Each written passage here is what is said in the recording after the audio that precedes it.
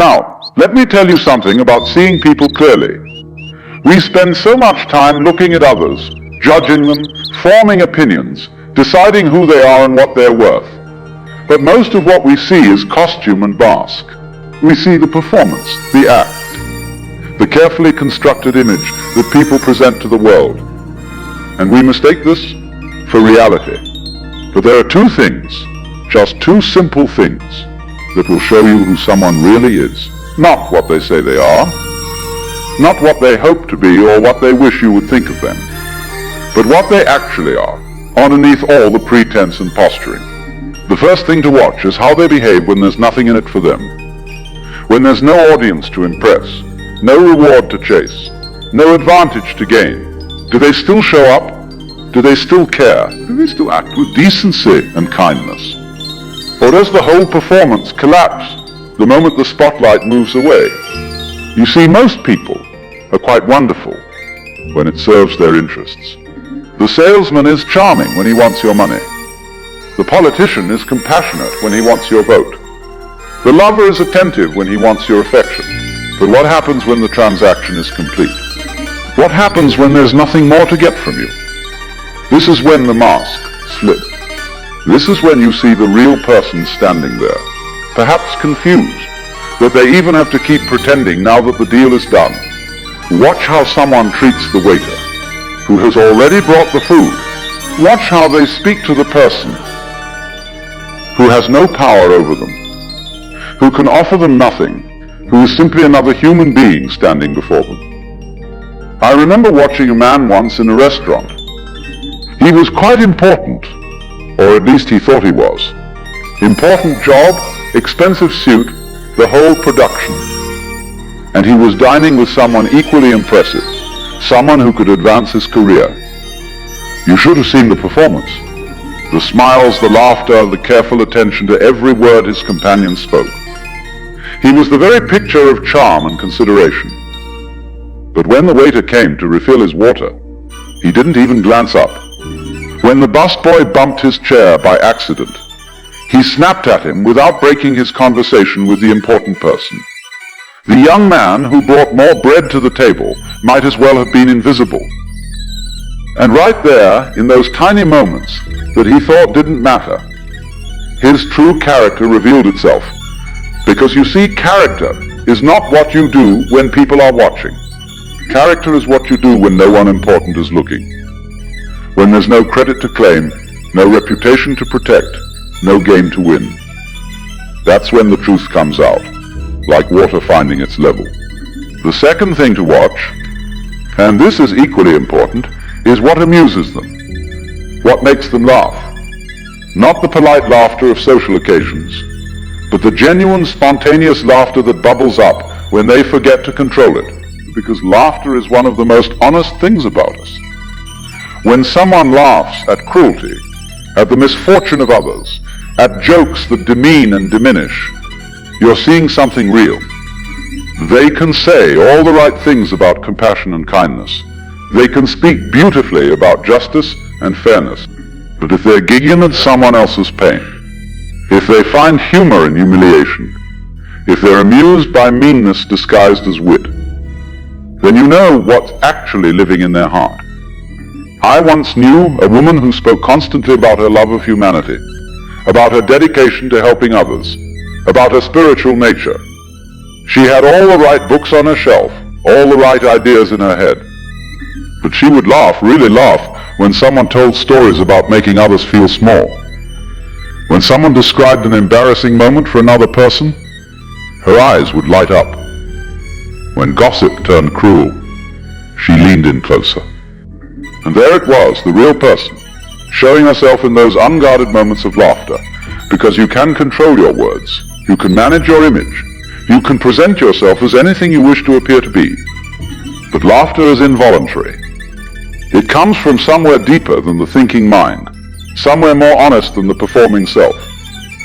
Show me what makes a person laugh, and I'll show you what they really value. Show me what they find funny, and I'll show you what they truly believe about the world and the people in it. The person who laughs with genuine joy, at kindness, at absurdity, at the playful innocence of life, they're revealing something beautiful.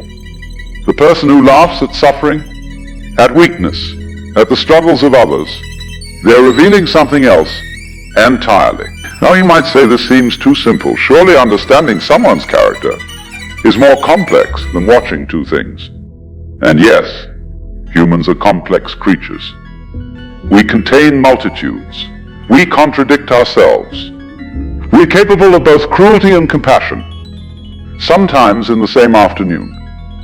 But these two things, how people behave when there's nothing to gain, and what genuinely amuses them, these cut through all the complexity. They bypass the thinking mind, the strategic self, the image maker. They show you what happens when the controls are off, when the guard is down, when the person simply is, rather than tried to be. Think about it this way. Every person you meet is performing a role to some degree. They're playing the part of the successful professional, the devoted friend, the spiritual seeker, the sophisticated person, whatever identity they've constructed. And some of these performances are quite convincing. People can maintain them for years. But the performance requires effort. It requires attention. It requires the person to remember their lines and hit their marks. And there are moments, brief moments, when the effort relaxes, when they forget to act, when they simply react. Those moments when there's nothing to gain, that's when the effort drops. Why pretend for the waiter? Why be kind to the janitor? Why treat the homeless person with dignity? There's nothing in it for you. And so if the kindness was only ever a costume, it comes off. But if the kindness is real, if it comes from something deeper than strategy, then it continues. It flows naturally. Because it's not work to be kind. It's simply what you are. And those moments of laughter, those are equally unguarded. Laughter happens too quickly for the strategic mind to catch. It erupts before you can think about how it looks or what it says about you, and so it reveals what's actually there, underneath all the careful construction of image. I'm not talking about occasional slips. Everyone has bad days. Everyone has moments of impatience or thoughtlessness. What I'm pointing to is the pattern, the consistent way someone shows up when they think the moment doesn't count, the habitual response they have to other people's pain or joy. There was a teacher I knew once, years ago, who was famous for his wisdom and compassion. Students would travel great distances to learn from him. He spoke beautifully about love and understanding and the interconnectedness of all beings. And for a long time I was quite impressed by him. But then I started to notice small things. The way he would ignore the people who cooked his meals and cleaned his rooms. The way he would dismiss questions from students he considered less intelligent. The way he would laugh, a particular kind of sharp laughter, when someone made a mistake or appeared foolish.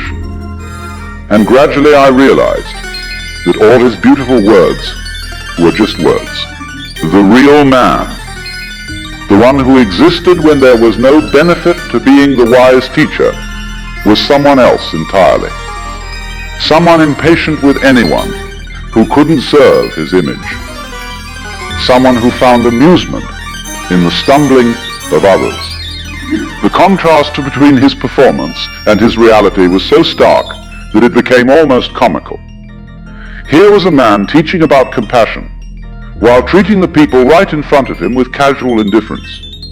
Here was a man speaking about the illusion of the ego, while carefully maintaining his own image as the enlightened master. And the saddest part was not his hypocrisy, though that was sad enough. The saddest part was that he seemed to genuinely believe his own performance. He thought the role he was playing was who he actually was. This is what happens when we don't pay attention to these two things. We get lost in the story people tell about themselves. We believe the performance. We confuse the actor with the role, and then we're surprised when the person we thought we knew turns out to be someone entirely different. But if you watch how someone behaves when there's nothing in it for them, you won't be surprised. You'll see clearly. You'll know who you're dealing with. And if you notice what genuinely amuses them, what makes them laugh when they forget to control it, you'll understand what's actually living in their heart. Now here's something interesting. Once you start paying attention to these two things, you'll also start noticing them in yourself. You'll catch yourself being short with someone who can't advance your interests. You'll notice yourself laughing at something cruel or mean-spirited. And in those moments you'll see your own character revealing itself. This is actually good news because you can't change what you don't see. As long as you're identified with your own performance, as long as you believe your carefully constructed image is who you really are, you're stuck. But when you start to see the gap between the role and the reality, between who you pretend to be and who you actually are, then something can shift. You might discover that you're kinder than you thought in some ways and less kind than you believed in others. You might find that what amuses you says something about your values that you hadn't quite admitted to yourself. This seeing, this honest looking at yourself without the filter of self-justification, is the beginning of real change. Because character is not fixed. It's not something you're born with and stuck with forever. Character is like a muscle. Every time you refuse to laugh at cruelty, even when everyone else is laughing, you're making a choice about who you want to be. But you have to see first. You have to be willing to look at how you actually behave, not how you think you behave or wish you behaved. You have to be willing to notice what actually makes you laugh, not what you think should make you laugh. And the same applies to understanding others. We can't see people clearly if we're only looking at their performance. We have to watch the small moments, the unguarded reactions, the times when they forget to manage their image. That's where the truth lives. So here's what I'm suggesting. For the next while, when you meet someone, notice how they treat people who can do nothing for them. Do they see the person cleaning the floor? Do they thank the person who holds the door? Do they speak kindly to the child who interrupts their important conversation? And notice what makes them laugh. Is their humor generous or mean? Do they find joy in life's absurdities or in other people's failures? Do they laugh with people or at them? You'll be amazed at what you discover. You'll see through so many performances. You'll understand people with a clarity that seemed impossible before. And perhaps most importantly, you'll start to see yourself more clearly too. The art of seeing character is really very simple. Don't listen to what people say. Listen to what makes them laugh when they forget to control themselves. Everything else is just theater, just costume and mask. But these two things, these will show you the truth every time. And once you can see clearly, you can choose clearly. Not based on their performance, but based on who they actually are when the curtain comes down and the audience goes home. This is not about judging others, this is about seeing clearly, about recognizing reality instead of believing in fantasies, about understanding that the most important thing about any person is not what they claim to be, but what they actually are in the small moments that they think don't count. Because those moments count more than anything else.